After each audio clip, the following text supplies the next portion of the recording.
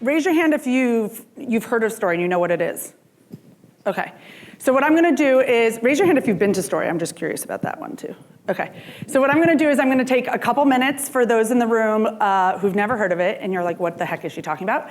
And so I'll quickly tell you about it. I'll walk through some case studies, and then I'm going to talk really quickly because Q&A is my favorite part, and I have no filter, so you can ask me anything, so keep that in the back of your mind.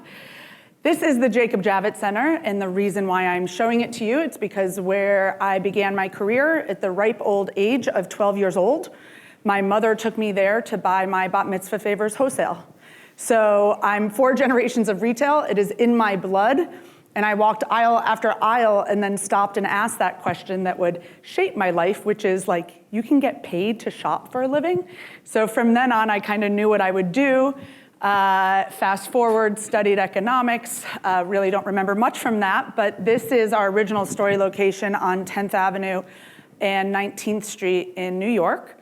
We opened it in December 2011, and the concept was a space that has the point of view of a magazine. We reinvent it entirely every 1 to 2 months like a gallery, and we sell things like a store. When you see the identity, the O in our name is parentheses, so whatever's in the brackets is the story and the theme that we're selling. So Made in America story, wellness story, home for the holidays. All in all, we've done this 43 times. And at the heart of the model is really what I would consider retail media. Back in 2011, there weren't buzzwords like experiential retail and such, and everyone was focusing on new models online, but if we're the same people who live offline, why aren't we thinking about new models offline? And if Starbucks and many others are getting hundreds of millions of impressions offline for foot traffic, why aren't we monetizing retail as a media channel? So I say media because we're used to covers of magazines that look like this. This is InStyle's color issue, at our color issue. You open up a magazine and you have ad and you have editorial, and when you walk into Story, you have a similar experience. But our editorial, instead of articles and images, is merchandise and events, which we curate around a specific theme. And then we have a second revenue stream, which is sponsors. So Benjamin Moore was one of our very first sponsors. I actually saw quickly last night a couple of people had a badge on that said Benjamin Moore, but this was in our early days. And the thing is this, right? Like, I'm putting a brand's logo in my space. Our customer's gonna be like, ew, that's weird and creepy. She's trying to shove branding down our throats. But the thing is, Benjamin Moore knows more about color than we'll ever know, right? So they add authority and authenticity to a conversation. When we did Wellness Story, you don't want me giving you advice on how to have a healthy heart, but when Cigna's our sponsor, you'll trust a health insurance company. So this is an example of how Color Story came to life, where we kind of curated merchandise by color. This was a story we did with Pepsi. They were launching a new campaign that was all around emojis. So we told a story through emojis. We didn't sell any Pepsi product or serve it while the store was open, but we enabled customers to kind of use their campaign and create their own products, whether it's t-shirts or cell phone cases.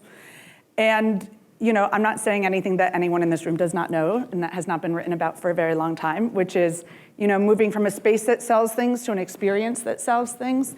And while today's talk is about retail experience and not community, I do have a theory that as an industry, when we're done exhausting retail experience, I think the next chapter, or I hope it is about building physical community and how retail can be a vehicle for that.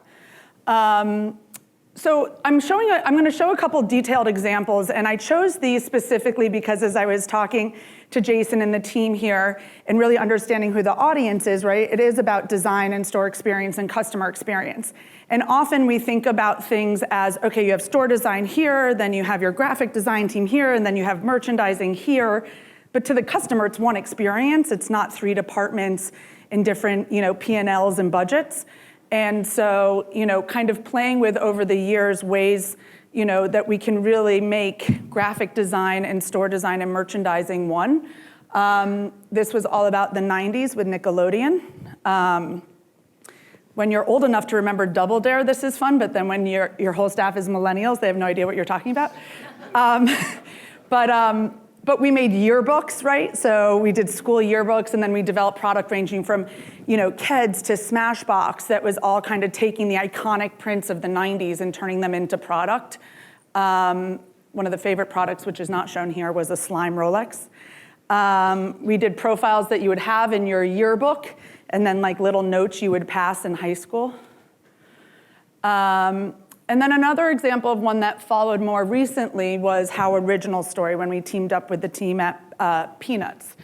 And we did a whole collection of products where, for the first time ever, their Global Artist Initiative enabled people to reimagine the characters, to actually manipulate them and to add in other art. And so kind of taking, a nod to, a character and a property that was birthed through newspapers, how can we make sure that the store experience comes to life through that way, and also baking in merchandise to the experience. And that also, when we have technology, that it's not just, does anyone here know, raise your hand if you know Perch Interactive? Anyone? So if you don't, I'm not getting paid by them, but if you don't know them, it's PERCH Interactive. So for every physical action, there's a digital reaction. And what's great, right? Because if it's beauty or if it's products that have dense narratives or you're creating original content, it's great for the consumer because it becomes a compelling user experience. But there's also back-end analytics, right? So you heard a little bit about the question that was being asked of Zach and kind of what data are you capturing, in Hudson Yards, different ways to capture data that doesn't infringe on the customer experience, I think is interesting, and that's what we use Perch for, and just more of the graphic integration. You heard we sold to Macy's, surprise. That was a year and a half ago, and it's been an exciting journey. So I've launched a division within Macy's called Brand Experience. Story's the first of a myriad of businesses that we'll be launching and rolling out. But right when the deal was done, we still had a How Original Story up at Story, and Macy's was like, well, we want to do something, and I was like, well, don't we have to plan like 24 months out? And I was like, oh, this will be a fun exercise. So in less than 4 months, we were able to work it out and establish a relationship where they were able to not just take some of the products that we had created, but develop new products. And my biggest coup was getting a balloon in the parade, which was kind of fun. And then also, how do you make sure that, again, even with a multi-billion-dollar company in a event like Herald's, the Thanksgiving Day Parade in Herald Square, it doesn't get lost and it's connected. In less than 30 days, we pulled out a small capsule collection. And so it's kind of saying, like, but why, right? Like, okay, I mean, ignorance is bliss, I guess, because I was new and I just kept on asking and doing, and I figured I'd ask for forgiveness instead of permission. But we had autonomy, so we just kept on going and going and going, and instead of worrying about getting things done within the system, is kind of curating a new system and asking people to join as participants. And that enabled us to move quickly. And also having an appetite and an openness to trying new things and having people be a part of it. So I'll take you on a journey to what we've done at Macy's the past couple months and how we've translated this, right? There's lots of nuances to the Double Dare wheel in one store, but it's a bit different when you're in 200,000 square foot retail spaces and shopping malls where there's hundreds of them. So when we launched, what we did is after going door to door, office to office, meeting with different folks, right? I knew what would be in people's mind. Like, what the heck does she know? She's had one store in Chelsea. What does she know about finance or operations? So we became best friends with finance and operations. And as we went door by door learning about how we do things at Macy's, we kind of thought, well, wait a minute. Like, let's be guinea pigs for other parts of the organization. If we have to build new systems and processes, and we work with small businesses, and we want to pay people in 30 days without chargebacks and all these other things, how can we have other people in the organization be a part of it? So over 450 people across the company, from our offices in San Francisco to Atlanta to Ohio, were all a part of the process in some way or another so that they could feel like it was theirs. And then after about 8 months of development, on April 10th, we opened 36 stores on the same day. And really the idea was coming up with a model that could be agile at scale, right? Like another buzzword that comes up a lot, oh, agility at scale. But I was like, I don't want to talk about it, let's just see if we can do it. So I figured any process that you could create for 20 or more stores could scale to 100 or more stores. So what we did is we relocated our New York flagship to Herald Square, and then we opened 35 stores strategically across the country, not just in our flagships, but in markets ranging from Kentucky to Ohio, making sure that it was representative of our landscape, not just the coasts. And, back to what I was saying earlier about kind of onboarding and meeting with different folks, we really approach this exercise. Sales has never been something that drove any decision in creating the model, and really hasn't yet. That it really, really is about test and learn, and how can we use story to get customers in more frequently? How can we increase dwell times? How can we reactivate dormant customers? And then how can we use what we're doing as a test and learn, not just for customers, but like I said earlier, for our colleagues and for our vendor community. So here's a little sneak peek at the making of Story.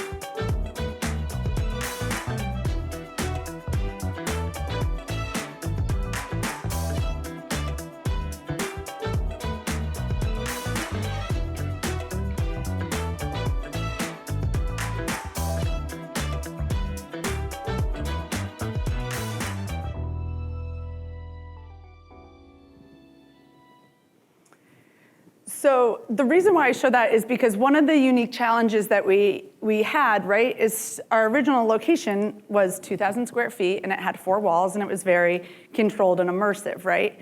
So how can you do that in an open format store where no 2 stores look alike?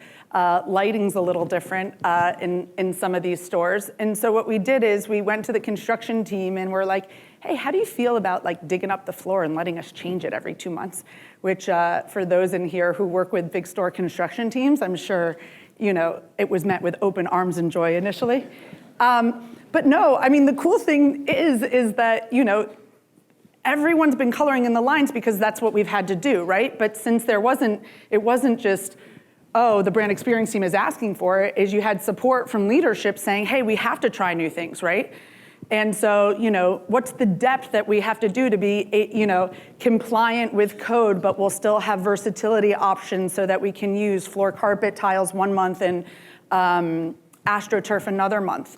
So we're like, okay, so floor's one thing, check. Then ceiling, that was a toughie. Some buildings are historic, obviously can't touch that. So we had the idea of these hanging light boxes. I'd be saying if it all worked out perfectly, the idea is, and you'll see in a couple examples, is that that's kind of our equivalent of the story wall and our cover of the magazine, so that when you're looking across the store and you see something hanging, I don't think I have a picture of it in here, but when we did Outdoor Story, we had a canoe hanging. So, non-traditional for a canoe to be hanging from a ceiling in a Macy's.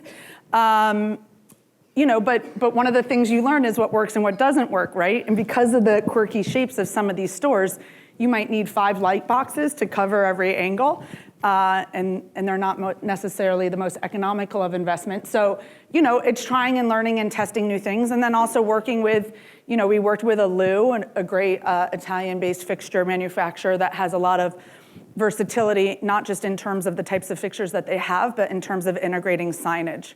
One of the reasons why I just included this sign was I found out that for the first time in the modern history of Macy's, the Story launch in these 36 stores was a participation by the entire store.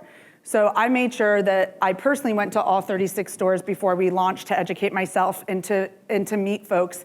But what started happening is store teams outside of our 1,500 square foot pods started competing with each other. So you had like Cross County and Bellevue, oh, well, this team, every floor is a different color, and this one's a box of crayons. And again, the customer experience is every one of these touch points, and so I thought that that was pretty special. So here are just some images of how Color Story came to life. We have a letter from the editor at every story, so you'll see that panel there that kind of introduces what the story is. Depending on the product, we'll expand the narrative behind it. And then we had sponsors. So sponsorship is the exact same thing as it was at Story, except for now we have the power and the reach of Macy's behind us, which is great. So whether it's working with existing partners like Mac, leveraging Story as test and learn to try new things in our 36 stores that could ultimately be rolled out at scale. Those are over 600 little eyeshadow pods behind them. And we debuted a customization machine that was from, I can't remember, I think it was Tokyo, that they first used it, where you could etch on a palette and put a photo or personalize a message. So they had never used it in the US, so we were beta testing that in Herald Square. And then Crayola was a new partner. So what a great opportunity to test and try working with new partners before rolling it out at scale and bringing it to life in new ways. These were God knows how many crayons on a wall, and then a little DIY station for our mini customers, and then celebrated a collaboration we did with Levi's. And last but not least is our most recent story. It was Outdoor Story. We teamed up with two very obvious sponsors, Dick's Sporting Goods and Miracle-Gro. But I think both are kind of a testament. I always like unlikely bedfellows, things you never imagine together, but once they're together, like, let's be honest, like, Macy's isn't the first place you would think of when you're thinking about like editorial, authority in the outdoor space. But go take Dick's Sporting Goods and Miracle-Gro, and there's some instant authority and authenticity. So Miracle-Gro is rolling out a new direct-to-consumer brand called Green Digs. And then what's kind of cool is on the left, this is a table that actually grows herbs and plants indoors called 12. So just kind of looking at interesting ways to merchandise and integrate products throughout the store. We sold merchandise from Dick's in Macy's. I don't know who originally said the quote, "Collaboration's the new competition." I remember walking into our CEO's office saying, I'm either gonna get a one-way ticket to an insane asylum or I don't know what's gonna happen. But I was like, Dick's Sporting Goods, competitor, not competitor? And he's like, well, tell me more before I answer. And I went through it, and both CEOs of both Dick's and Macy's were open to the idea, and it was a fantastic collaboration, and we featured some of their products from Field of Stream and Alpine Design. And the last couple of slides here are ones that just show merchandising. And again, being under the hood of the car, not just at Macy's, but other big companies, I think, they are built, right? They're multi-billion-dollar businesses with many stores, and processes have to be streamlined. But what would happen if we put merchants and store designers and graphic designers all together in a room to create one experience? So I made it with 6 minutes to spare for Q&A. Thank you.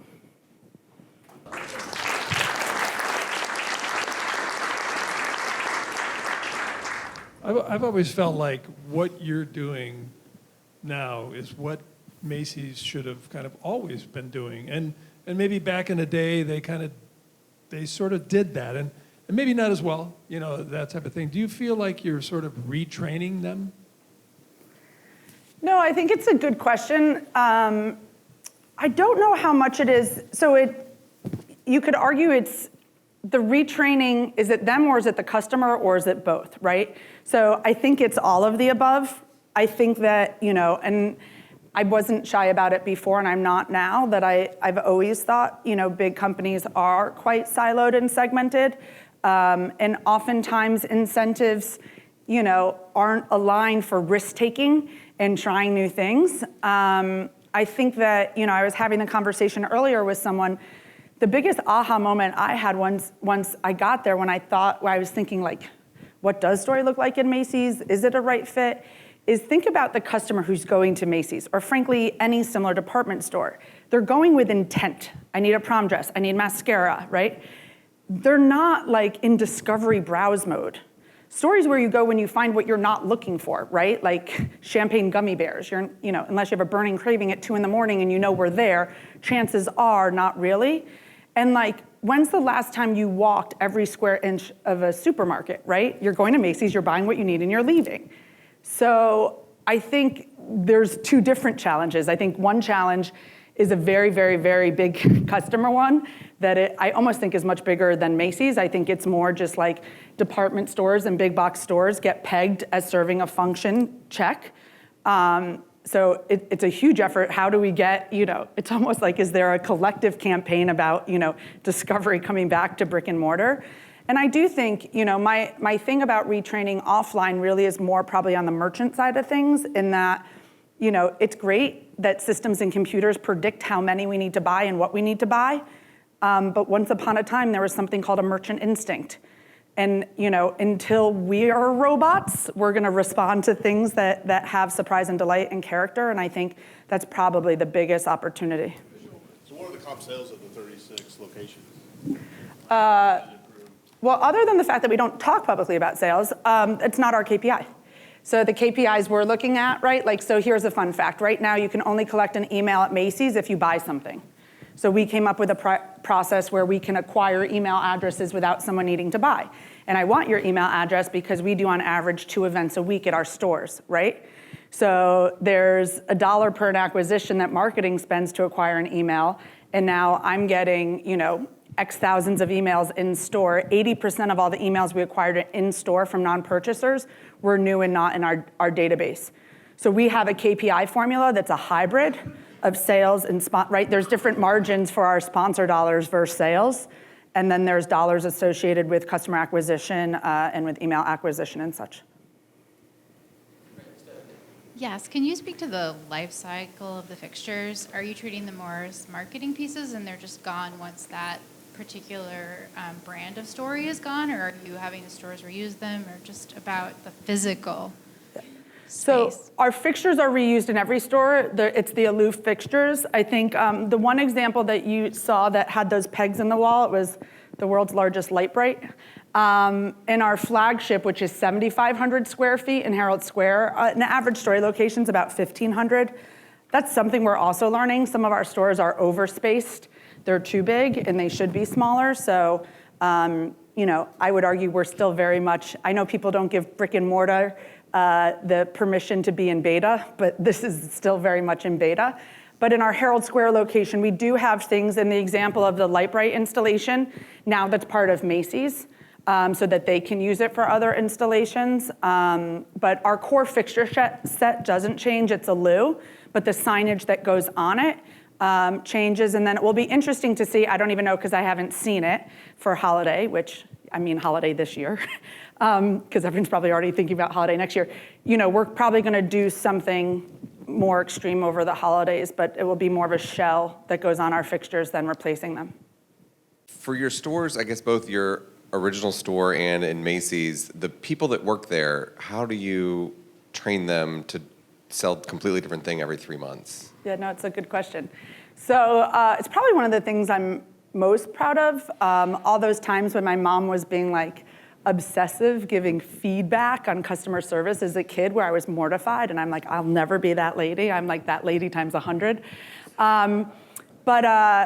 So it was imperative to us in Chelsea with one store, and the way we would retrain, that team, we call them storytellers from story to story, is there's 2 forms of training. There's peer-to-peer training.